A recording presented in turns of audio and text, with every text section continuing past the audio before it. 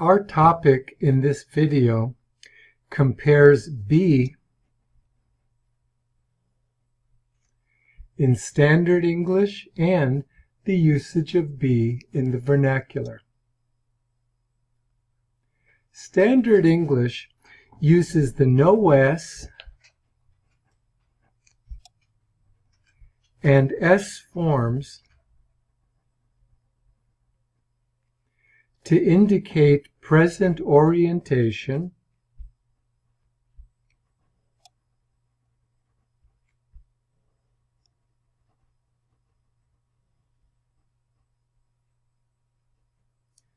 a same-time relationship and the perfective, and that means completed,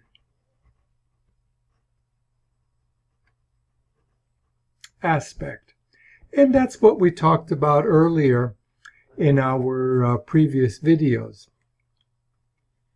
Now, those are the no s and s forms, but also Standard English uses am, are, and is to indicate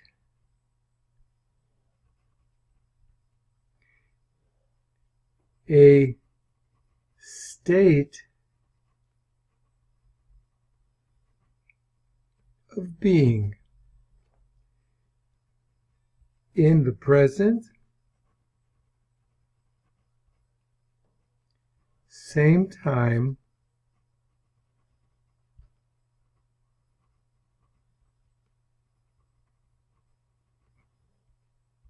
relationship.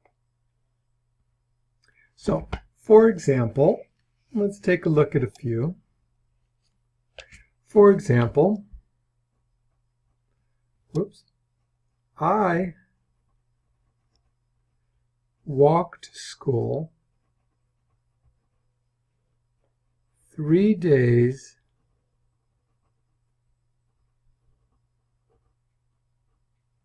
a week. This action is in the present. It's at the same time I'm talking about, and it's completed 3 days a week. Its perfective aspect. That was the no s form. And I can make a similar kind of example. She takes yoga classes, and I'm not even going to say anything about how many days a week or when she takes it, but we can see that we're talking about something that she does in the present. It happens at the same time we're talking about. It's the present. And we can also feel that this is something that's completed or perfected. Each time she goes and takes her lesson, she finishes and it's complete. Now, these no s and s forms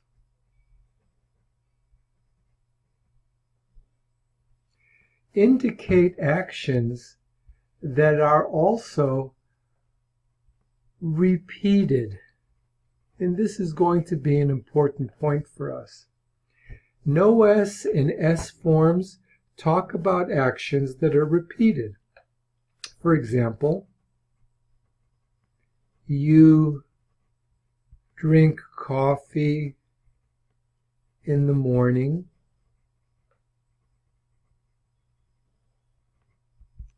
You can feel this is something that happens probably every morning. Or we can say, Jean drives to work. Again, you can feel we're talking about something that happens quite often. It's repeated in the present. We can say something like, your friends sometimes go to San Francisco. And again, this is something that's repeated in the present. It's completed and repeated. So these are all actions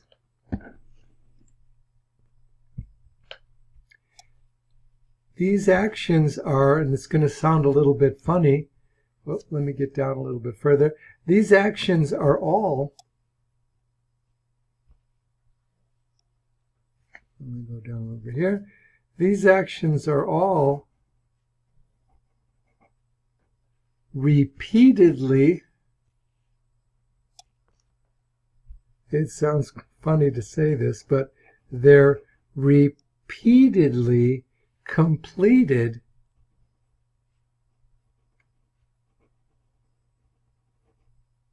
in the present. Now, these kinds of actions have a special name in grammar, and these actions are called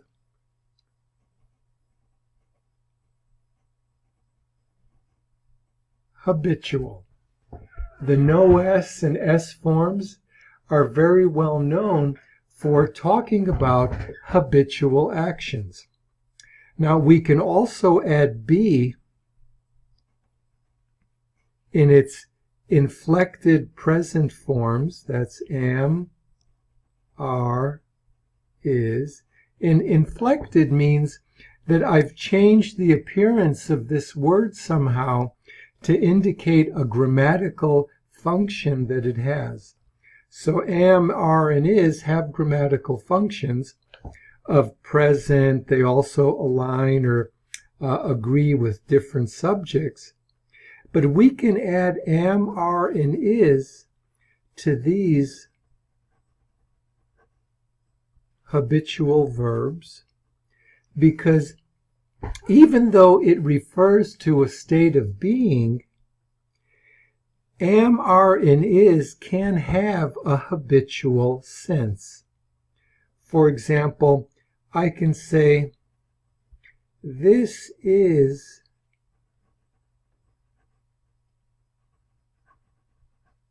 a short video, and we get the feeling that this is something that's always true.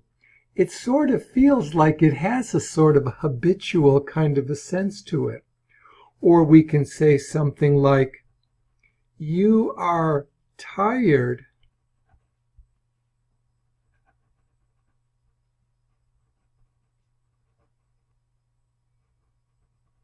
after the gym. And again, I think that we get the feeling that this is sort of something that's true all the time. It's repeated. Even though it's a state of being and there's no real action there, we do have the feeling that this is something that happens repeatedly. We can also say, now this is true, believe it or not, I am almost never late to work. This is something that's ongoing, it's never repeated, but it's again got that feeling of being habitual. It's something that's true. So let's contrast our examples a little bit. And let's see. Now we have these first four. This is a short, first three. This is a short video. You're tired after the gym. Let me see if I can adjust the focus on there. Late to work. Now let's contrast something with this sentence. You are tired now. I think you'll agree that there's no feeling that this fourth example really has any kind of habitual or repeated sense to it. This is something that's really It's momentary. This is a one-time kind of a thing. We can do another one. We can say, I am here today. Again, this is sort of a one-time, momentary, but I think you'll agree it's definitely has no sense of being repeated. Now, these two sentences, they really pertain to the moment. They are not habitual. Now, let's continue a little bit more, because this is actually where we're going with this. We're talking right now about Standard English and how Standard English treats am, are, is, and has these either momentary or habitual senses to them. But what I'd like to show you is an interesting look at the vernacular, and especially African American English uses this, called habitual be. So let's see. Now, in Standard English, we say, his neighbors are angry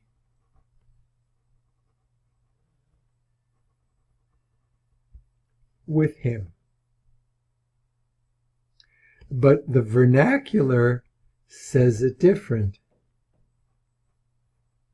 His neighbors be angry with him.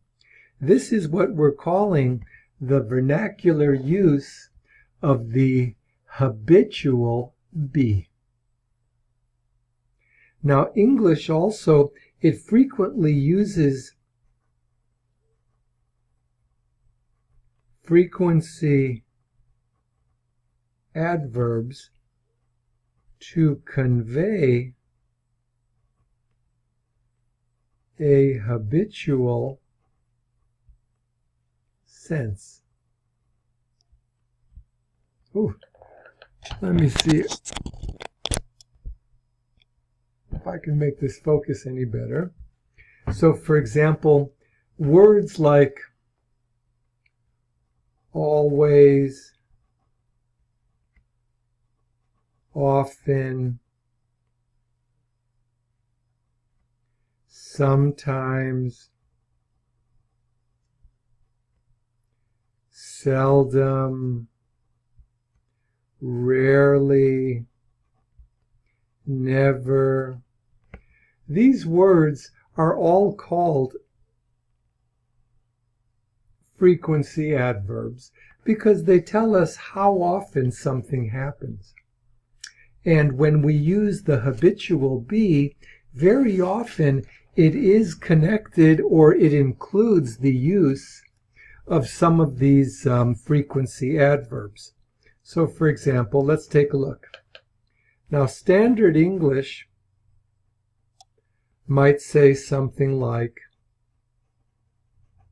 they are always angry at him. The vernacular says, they always be angry at him. This is the habitual be. Now we see, and this is kind of important, we should note this, that we can see that here's the be, and then here is the frequency adverb, but in the vernacular, the frequency adverb will come first, followed by the be. So let's take a look at some more examples. She never be loud.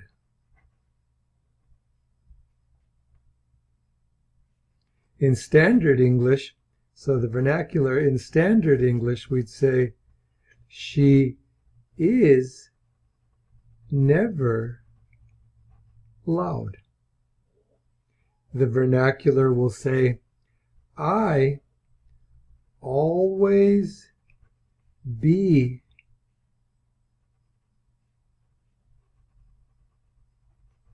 in a hurry. The standard version of this sentence is,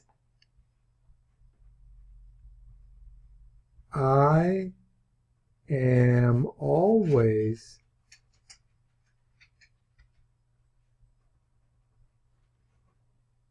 in a hurry. The vernacular will say, they usually be my friends. And the standard version will be, they are usually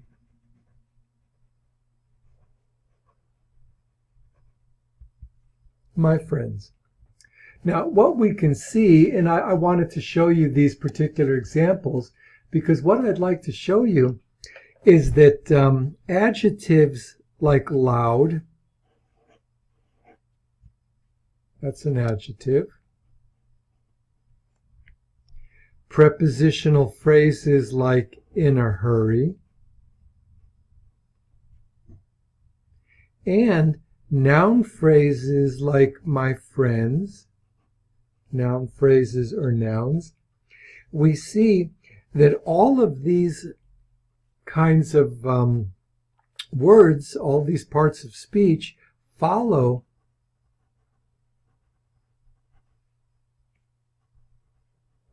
habitual be. Habitual be can be followed by adjectives, prepositional phrases, and nouns or noun phrases. Now, I'd like to also add that there is another kind of word that can follow this habitual be. So ing verb forms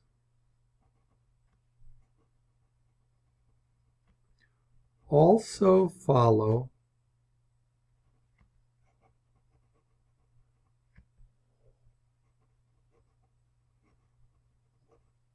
habitual be. For example, the vernacular will say things like, we be speaking a lot. Now, it's important, though, let's contrast the standard English version. The important thing is, this is habitual be. So we have to take a look and remember, this is the equivalent of the no-s form, speak. We speak a lot. We're talking about something that's oriented to the present, same time, and it's something that's repeated, completed, which is what we've been calling perfective. So the no-s and the s form, both of these forms are the equivalent of be with ing, like be speaking. And that's important for us to keep in mind. Okay, well, let's continue a little bit more. Now, the habitual be with the ing form is the same. So, okay, let's see. Oh, here we go. Okay. So habitual be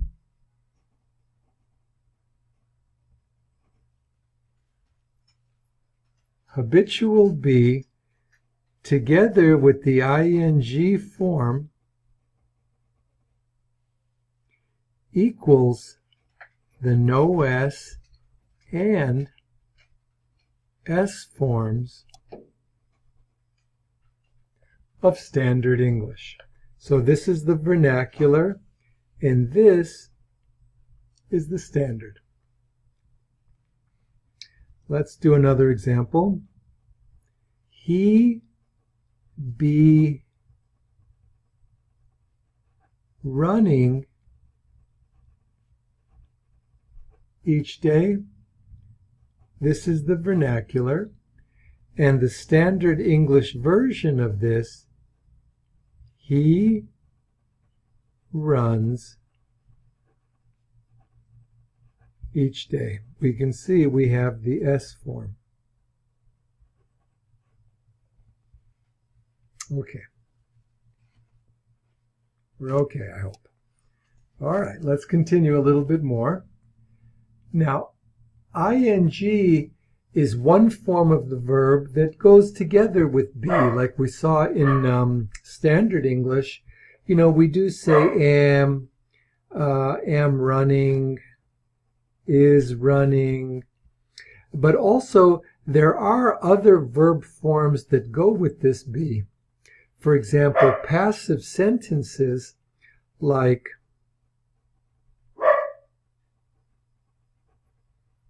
the salads are prepared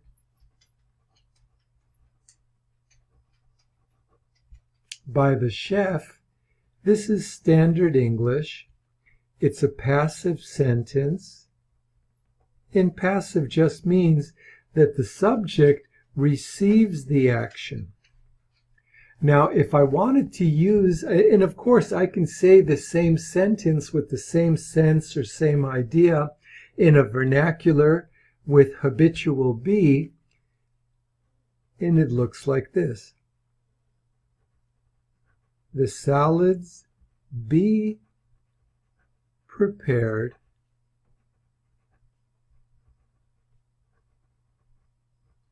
by the chef. We're talking about a habitual, repeated action in the present.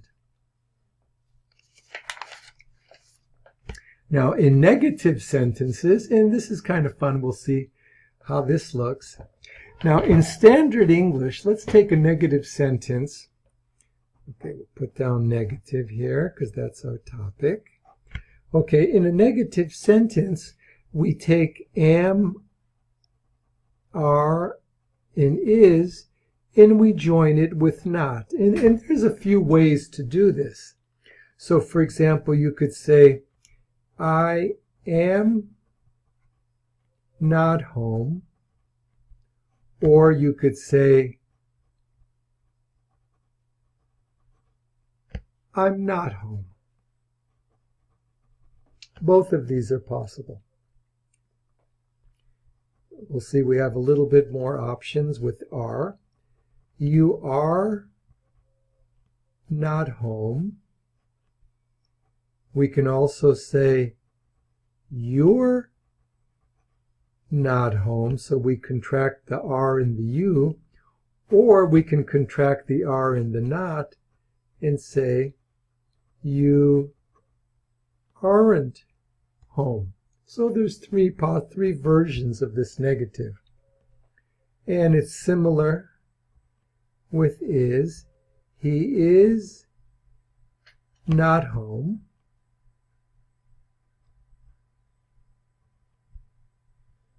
He's not home, or he isn't home. Okay. Now, let's take a look and see how would this look. This is Standard English. How would this look in the vernacular? I don't be home. You don't be home. And he, and again it's don't, we've leveled to do, don't. He don't be home. So we can see that the standard English uses not together with am, are, and is, but in the vernacular with the habitual be, we begin to use don't. Okay, let's take a look. We'll have a few more examples we can share with this. So, for example,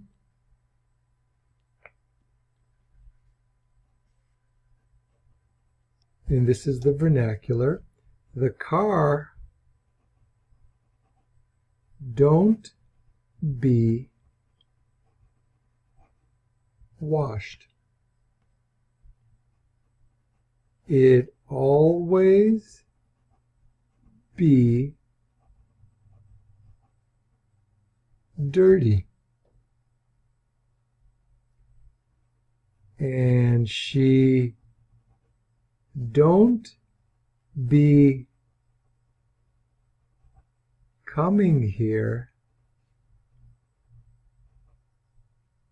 And if we wanted to keep that vernacular, we'd say no more. We get that multiple negation. So we can see that with habitual be,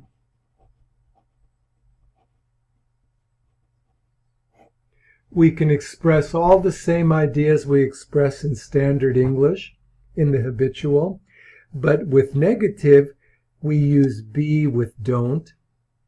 The frequency adverb comes before the habitual be, and even with be with the ing form, we still, to make negative, use don't.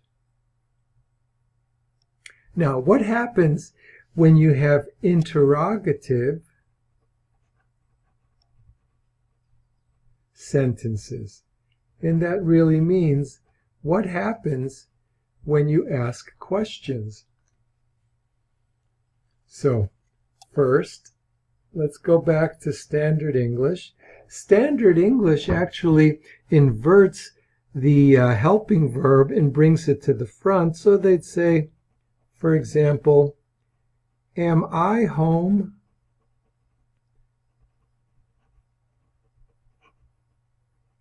weekends?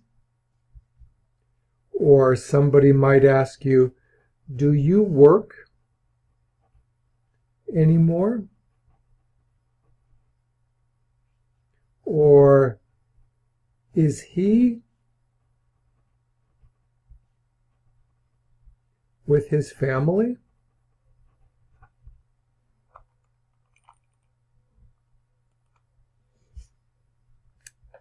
That question mark on there. So now how does the vernacular make these questions? Do I be home weekends? Because we're talking about something habitual. Do you be working anymore? Again, we're talking about something habitual. Or do he be with his family? And we're talking about something habitual. We're not just talking about is he with his family now, but in general, is this something that's true? Do he be with his family? Now, I hope that you enjoyed taking a look at this vernacular use of the habitual be. It's actually something that we really hear a lot, and it happens all the time. If you really keep your ears open, I know that you'll hear it. So I hope you enjoyed that. But let's take a look at something else now, because not only do vernaculars have this habitual be that they use, but it's interesting, together with the habitual be, it's very possible that there can just as easily be an absence of be. And this is what I'd like to talk about next. So we see something like this, for example. First of all, let me just mention that standard English sentences always contain a verb or an inflected form of be. So, for example, you might have something like the computer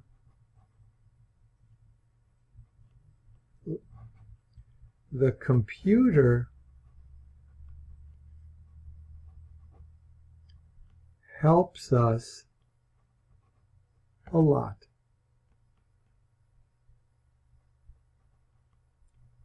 The coffee is hot.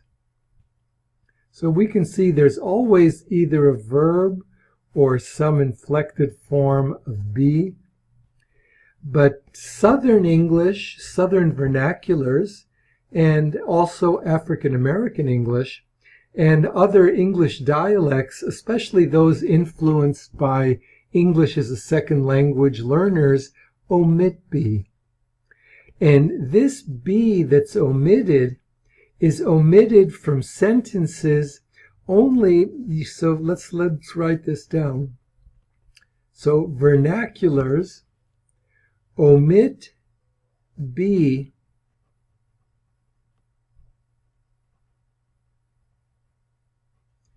from sentences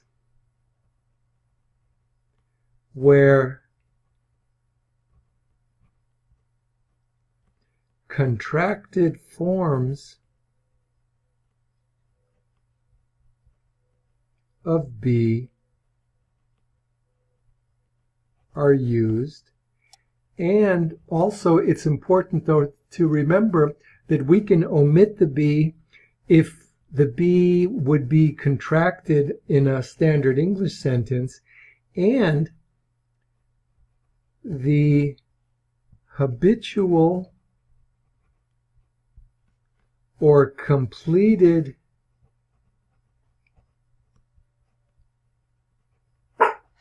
aspect is not intended. That's very important. So remember that we were talking about before that you have sentences where be doesn't really talk about something that's repeated. It's just a one-time kind of a thing. So, for example, in standard English, we say, she's tired now. But in the vernacular, she, now we've contracted the is, and this is now, it's a momentary thing. It's not a repeated kind of a state of being. So we would say, she tired now.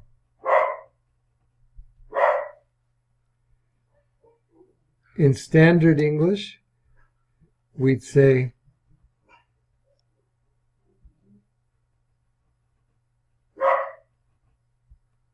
excuse my dogs, I'm not going to stop though.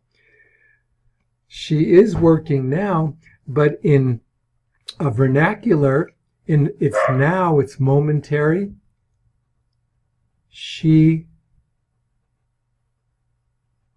working now. So we can see how it's a little bit different. And this absence of be can occur only with the subject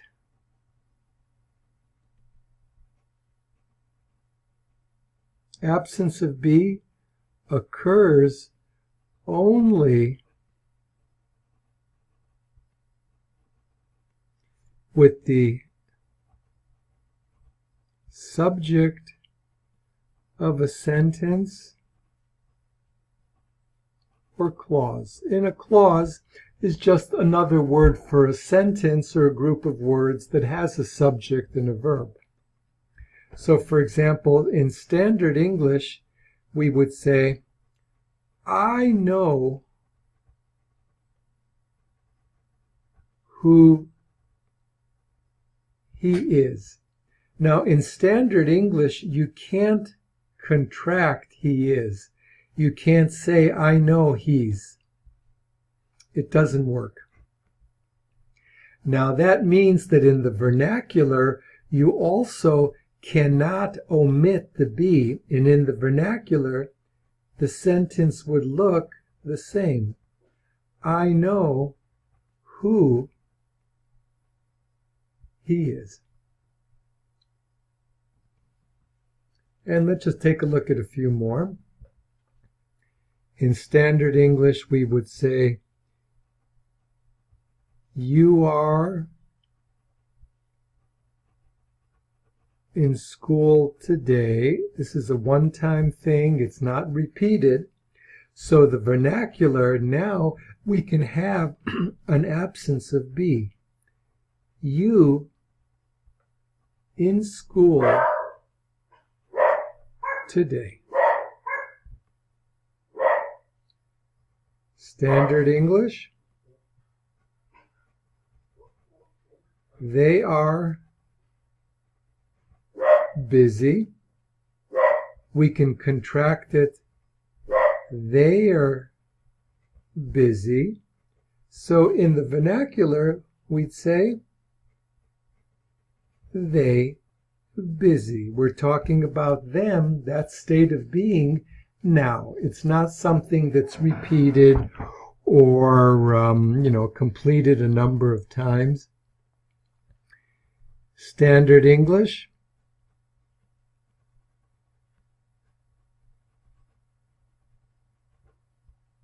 I am talking.